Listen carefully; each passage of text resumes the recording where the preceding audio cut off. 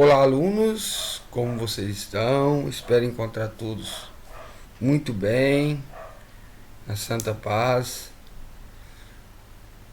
Escola Alegria de Aprender, 7º ano, professor Vanderlei. Hoje iremos dar continuidade a nossos trabalhos falando sobre vírus. Vamos ver nossa apostila. Apostila na aula passada. Vamos retornar aqui um pouco nossa apostila aqui. Retornei demais. Mas vamos lá.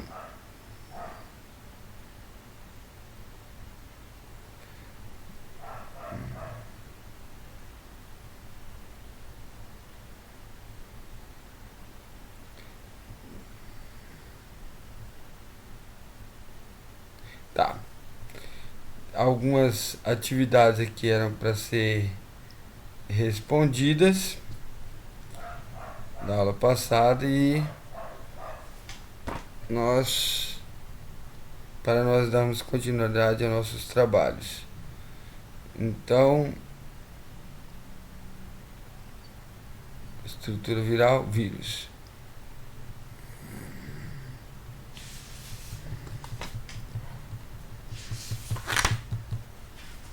Anterior a essa. Tá, chegamos aqui.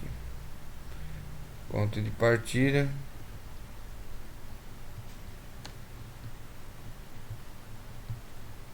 Então nós temos aqui qual é a razão de acreditarmos que o vírus não são seres vivos, principalmente por não conseguirem se reproduzir fora de uma célula hospedeira. Em sua opinião, os vírus devem ser considerados seres vivos ou não? É a sua opinião, então você coloque a sua resposta. E as características dos seres vivos e as características dos vírus. Seres vivos no metabolismo, crescimento e renovação celular, nutrição, respiração, sensibilidade, reação em movimento e reprodução. Já as características do vírus, em que nós temos reprodução. E lembrando que essa reprodução ela ocorre em um ser vivo. Então nós vamos falar hoje sobre os vírus. Vamos dar início vendo uma teleaula sobre o vírus e logo depois damos continuidade ao nosso trabalho.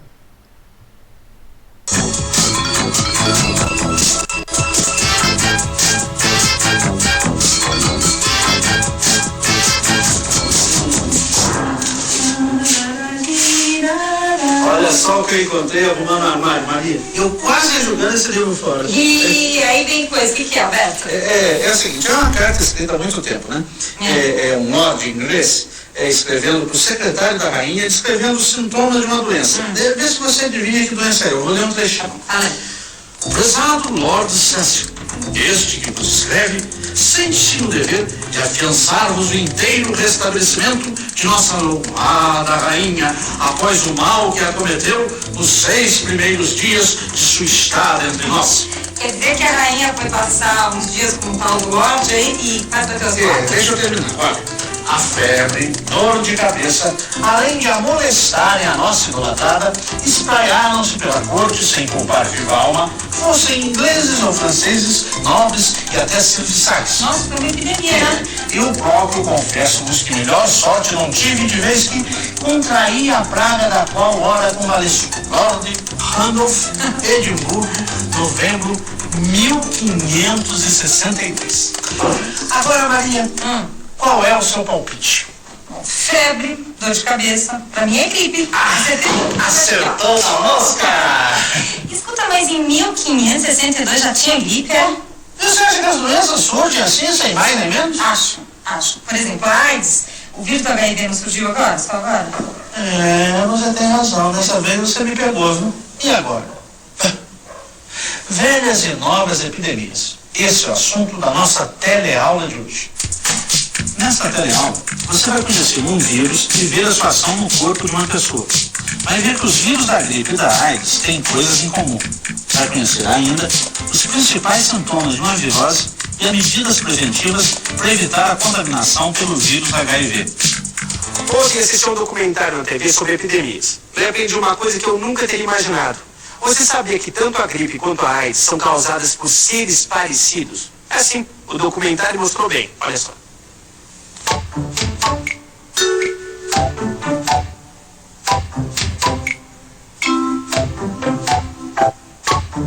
A AIDS e a gripe são causadas por um ser muito pequeno, que não se consegue enxergar com microscópio comum. Só com microscópios eletrônicos, que são os vírus.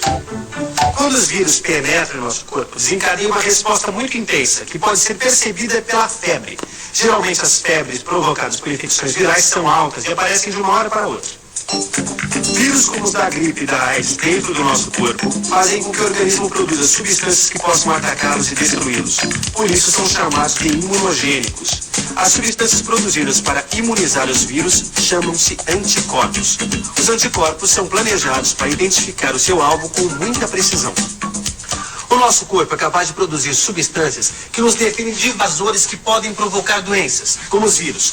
Por isso, devemos prestar bastante atenção às reações do organismo. Uma febre pode ser o sinal de que estamos com algum tipo de infecção virótica. E quanto antes tratarmos, melhor, certo? Uma das maneiras de se ter certeza que uma pessoa foi infectada por um vírus é fazer exames laboratoriais. Quando uma pessoa está contaminada pelo vírus da AIDS, o HIV, o exame detecta a presença de anticorpos anti-HIV no sangue. Quer dizer, se uma pessoa produziu anticorpos para lutar contra o vírus da AIDS, é porque o vírus está presente no organismo. E nesse caso, a pessoa é soropositiva. Mas será que já existe uma vacina contra o vírus da AIDS ou da gripe? Para responder essa pergunta, a gente vai conversar com o Dr. Gilberto, que é o médico responsável pelo laboratório. A ciência tem encontrado dificuldades em desenvolver uma vacina eficaz contra o vírus da gripe e da AIDS.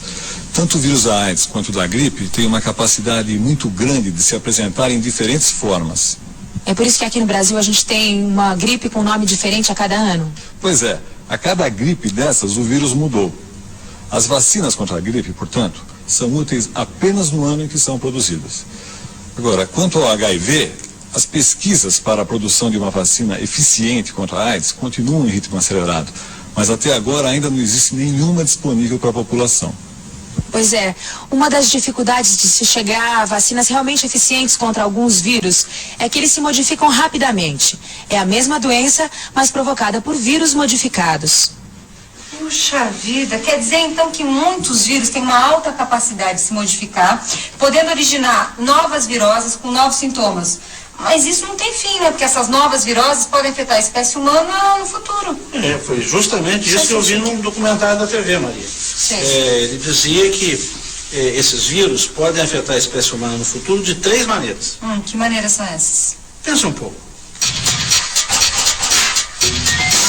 Vamos pensar um pouco.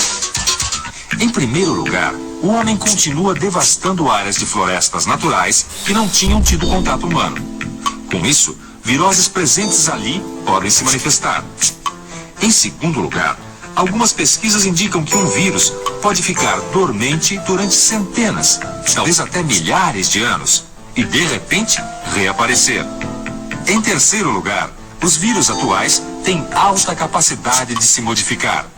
Isso pode originar viroses com novos sintomas.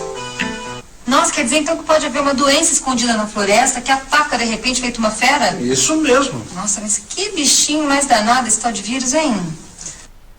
Realmente os vírus podem se tornar uma grave ameaça para a humanidade. A história tem vários exemplos. Entre 1917 e 1918, por exemplo, eles provocaram uma epidemia que se alastrou por todo o planeta. Ficou conhecida como a gripe espanhola. Mais de 20 milhões morreram. Será que epidemias planetárias como a gripe espanhola poderiam voltar a acontecer? Hoje em dia, é praticamente impossível que uma pandemia provoque o mesmo número de vítimas como a da gripe espanhola de 1918. Naquela época, as pessoas geralmente morriam de infecções. Vou parar aqui para dizer para vocês que nós estamos passando por um período de pandemia. Quando foi gravado essa teleaula, eles acreditavam da impossibilidade. Mas hoje nós estamos sofrendo com a pandemia que é o coronavírus, viu? Vamos dar continuidade às nossas aulas. Pulmonares que se alastravam com um enfraquecimento do corpo. Hoje, Essas infecções poderiam ser controladas com remédios modernos, mas novas partículas virais continuam a ser espalhadas pelo mundo. Às vezes, levadas por aves que migram de uma região para outra, e também pelas pessoas que viajam pelo mundo. O risco de uma nova pandemia persiste. A gripe aviária passou a ser objeto de preocupação da Organização Mundial de Saúde a partir de 2005. Puxa, é mesmo, né? Até as pessoas podem acabar transmitindo doenças, levando e trazendo vírus de um lado para o outro, né? Quem é vivo sempre aparece, hein, seu Lineu? Tava preocupado com você, viu? Peguei uma gripe daquela, viu? Fiquei 3 dias de cama com febre, dor no corpo inteiro. Nossa. Aí eu fui no hospital fazer uma inalação, aí eu aproveitei, peguei uns folhetos que eles estão dando lá sobre AIDS, que eu vou levar para os alunos lá do colégio. Eles estão super interessados, afinal, os casos da doença estão aumentando a cada dia, né? Oi, eu estou analisando um gráfico que mostra o desenvolvimento da AIDS no estado de São Paulo. Em 1988, a grande maioria dos portadores de HIV tinha adquirido o vírus através da prática homossexual e do uso de drogas injetáveis. Em 1995, o contágio pelas drogas injetáveis e pelas relações sexuais homem-mulher aumentou. E o contágio entre os que praticam homossexualismo caiu. Já em 2000, aumentaram os contaminados através de relações heterossexuais e os contaminados pelas drogas injetáveis caiu para menos de 20%. Ô, Lineu, a gente vem falando aqui da AIDS e da gripe como se elas fossem doenças parecidas. Mas a gripe é uma coisinha de nada, né? Perto da AIDS, que mata até as pessoas. Não, a gripe é uma coisa de nada hoje em dia, né, Maria? Mas antigamente, a gripe aterrorizava tanto as pessoas quanto a AIDS aterroriza hoje. O mais importante é a pessoa se informar e aprender a se prevenir contra as doenças. E tentar não entrar em pânico quando pega uma doença, né? Realmente, a melhor arma contra a AIDS é saber se cuidar. É por isso que eu estou levando esses folhetos lá para os meus alunos, que vai ajudar a esclarecer as principais dúvidas que eles têm, né? Mas como é que o vírus entra no nosso corpo? A resposta está aqui, ó. A AIDS entra no nosso corpo de 3 maneiras. Através de relações sexuais, sem camisinha com pessoa contaminada. Através do uso de agulhas contaminadas. Ou ainda através de transfusões de sangue contaminado. Mas como que o vírus da AIDS pode ser transmitido numa relação sexual? O folheto também responde essa questão. Olha só. O sêmen do homem e a secreção vaginal da mulher, caso eles estejam contaminados, estão cheios de vírus HIV. Numa relação sexual, é normal que se formem pequenas feridas que não dá para ver a olho nu na pele fina do pênis, da vagina e do ânus. Essas feridas são a porta de entrada do vírus para dentro do corpo. Por que usar camisinha durante a relação sexual impede que o vírus passe de uma pessoa para outra? Eu bato sempre na mesma tecla para os meus alunos. Até agora, usar camisinha nas relações sexuais é a única coisa que a gente pode fazer para evitar a AIDS. Primeiro, porque a camisinha evita a formação de feridas no pênis. Segundo, que ela impede o contato do sêmen com a vagina e da secreção vaginal com o pênis. Então, tanto o homem quanto a mulher ficam protegidos. E isso tá tudo aqui nos folhetos. Escuta, mas essa história que se pega a AIDS através de um beijo, de um abraço, não tá com nada, né? Mentira, né? Não, preconceito puro, que não leva a nada. O contato com a pele de uma pessoa doente não transmite a doença, porque o vírus HIV fora do organismo, ele morre facilmente. Uma pessoa pode estar com o vírus da AIDS e viver normalmente? Pode. Os portadores do vírus HIV podem viver vários anos sem que a doença se manifeste. São chamados soropositivos assintomáticos. Quer dizer, eles têm o vírus, mas não têm nenhuma das doenças características que acompanham a AIDS. Nossa, e os que já pegaram essas doenças? Além de continuar se cuidando, tem que trabalhar, se divertir. E a gente não pode tratar um doente de AIDS como se fosse um condenado preso numa cela. Aliás, quanto maior for o apoio que essa pessoa tiver, maior vai ser a possibilidade de sobrevida dela. E lutar pela vida é um direito e um dever que qualquer pessoa tem, sadia ou doente. Puxa, quanta coisa importante, né? Escuta, Lina, eu posso pegar uns folhetinhos desses pra levar pro pessoal lá de casa? Oh, lógico, Maria. Quanto mais a pessoa souber sobre a AIDS, ela vai ter menos preconceito e mais condição de se proteger. Né? Agora que você já aprendeu um monte de coisa sobre a AIDS, a gripe e os vírus que causam tanto uma quanto outra doença, chegou a hora da revisão. E atenção, se liga aí, que é hora da revisão. Na teleaula de hoje, nós aprendemos que vírus são seres vivos muito pequenos, que não podem ser vistos em microscópios comuns. A gripe e a AIDS são causadas por vírus. Os vírus da AIDS e da gripe são imunogênicos, isto é, induzem a formação de anticorpos contra eles. A pandemia de gripe de 1917 e 1918 matou pelo menos 20 milhões de pessoas. Os vírus da gripe e da AIDS se modificam constantemente. Essas modificações dificultam a proteção do organismo e o desenvolvimento de uma vacina eficaz. As principais formas de transmissão da AIDS hoje em dia são a via sexual, com parceiros de qualquer sexo, e as seringas contaminadas. Até agora, a camisinha é a única arma que se tem contra a doença nas relações sexuais. Depois de estudar sobre as novas e velhas epidemias no seu livro de estudos, trate de passar adiante o que você aprendeu. Quanto mais as pessoas souberem sobre as viroses e principalmente sobre a AIDS, mais poderão se cuidar e se prevenir contra elas. Você assim se tornará mais um agente da prevenção. Tchau. Aí nós vimos um vídeo aula, Telecurso 2000, entendeu? Que nos ensinou muito sobre o vírus.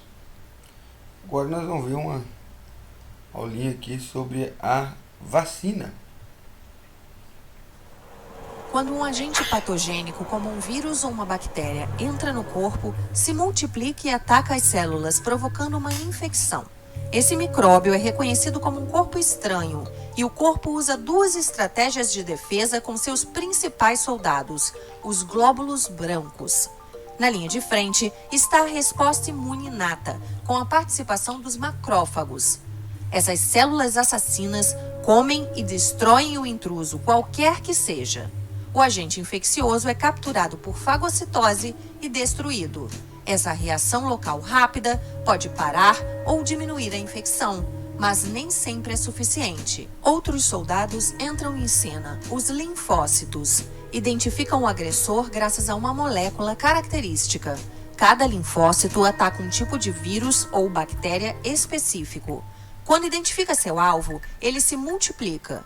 Os linfócitos B produzem anticorpos em grande quantidade, que circulam no organismo e neutralizam o agressor para permitir sua eliminação. Os linfócitos T destroem diretamente as células infectadas. O grande problema é que após o primeiro contato com o vírus, a reação imunológica é lenta, podendo durar vários dias, o suficiente para provocar a doença. Felizmente, nosso organismo conserva a memória de seus inimigos. Após uma infecção, os anticorpos e linfócitos de memória são mantidos e podem agir logo que o vírus retorne. A reação imunológica será muito mais rápida e o organismo vai eliminar o agressor antes de provocar a doença. Essa memória imunológica é utilizada na vacinação, usando um micróbio inativo ou um fragmento dele. Simula uma infecção e provoca a fabricação de anticorpos, sem causar a doença. O organismo usa sua memória e fica preparado para um ataque futuro. Mas essas células de memória diminuem com o tempo e muitas vezes é necessário um reforço na vacinação. Então vimos agora uma explicação sobre a vacina. Então vamos retornar agora. Quando um agente patogênico, como um vírus ou uma bactéria, entra... Vamos retornar aqui a nossa apostila. Vamos lá. Vamos as atividades que vocês deverão fazer.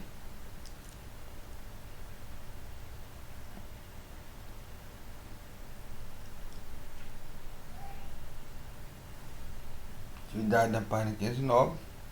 Uma das principais polêmicas entre as comunidades científicas envolve a discussão sobre os vírus tratarem-se ou não de seres vivos, quais argumentos podem ser usados a favor e quais podem ser usados contra essa afirmação de que o vírus são seres vivos. Gostaria que vocês colocassem que a favor pode-se afirmar que os vírus possuem material genético próprio e sofrem mutação, evoluindo ao longo do tempo. E por outro lado, eu queria que vocês colocassem como o argumento contrário, dizendo que ele não é um ser vivo, que os vírus não possuem estrutura celular, são acelulares, necessitando do metabolismo e das células dos seres vivos para se reproduzir. Então, vocês vão colocar que ele é considerado um ser vivo, a favor dele ser considerado ser vivo, porque ele possui material genético próprio e sofre mutações evoluindo ao longo do tempo. E o contrário, ele não ser um ser vivo, é que os vírus possuem estruturas acelulares, ou seja, eles não possuem estrutura celular, necessitam do metabolismo e das células para se reproduzirem. A número 2 pede para você fazer um desenho de um vírus envelopado. Então vocês vão pesquisar e criar o desenho aqui. A número 3, o que significa dizer que os vírus são parasitas obrigatórios. Ele é porque eles necessitam obrigatoriamente de uma célula para se reproduzir, por isso que eles são chamados de parasita obrigatório. E a número 4 está perguntando aqui: em um laboratório, o cientista adicionou uma partícula de vírus a um recipiente que continha todos os nutrientes necessários para o desenvolvimento de bactérias. Para prevenir a contaminação, esse recipiente foi esterilizado antes da inoculação dos vírus. Como resultado, o cientista observou que as partículas virais não se multiplicaram. Primeira hipótese. Ao repetir a experiência, o cientista não esterilizou. Na primeira ele esterilizou, na segunda ele não esterilizou o recipiente. Dessa vez observou a presença de bactérias contaminadas com vírus. Elabora uma hipótese explicando os resultados observados pelos cientistas nos dois experimentos. Tá. Viu que eu destaquei muito a questão da esterilização, né? Não ter esterilizado e ter esterilizado. Então, na primeira vez que realizou a experiência, o cientista matou as bactérias ao esterilizar o recipiente antes da inoculação dos vírus, impedindo sua reprodução. Na segunda vez, que o recipiente não foi esterilizado, as bactérias sobreviveram e foram contaminadas por vírus que puderam se reproduzir. Então você vai colocar dessa forma a resposta, ok? Aqui nós temos um texto que eu gostaria que vocês fizessem leitura sobre a história da vacina, como que ela surgiu, entendeu? Foi devido à varíola, doença que estava na época. Inclusive a palavra vacina vem de varíola da vaca. Vocês vão ler aqui, é bem interessantezinho o texto aqui. E vem alguns questionamentos, questionamento 1, 2 e 3, sobre esse textinho aí, bem interessante os questionamentos. E gostaria que vocês fizessem a leitura e respondessem a atividade. É interessante isso aí. E na última atividade vocês vão escolher uma dessas doenças. Uma dessas doenças aqui que nós temos são doenças virais. E vão dizer para nós qual é o agente causador, o transmissor e sintomas e a prevenção. Eu vou colocar aqui embaixo a lista. Alunos, queria dizer para vocês realizar os trabalhos, deixar a apostila em dia, que na semana que vem estaremos recolhendo a apostila para fazer a correção das mesmas e avaliar. Então fique com Deus e até a próxima aula.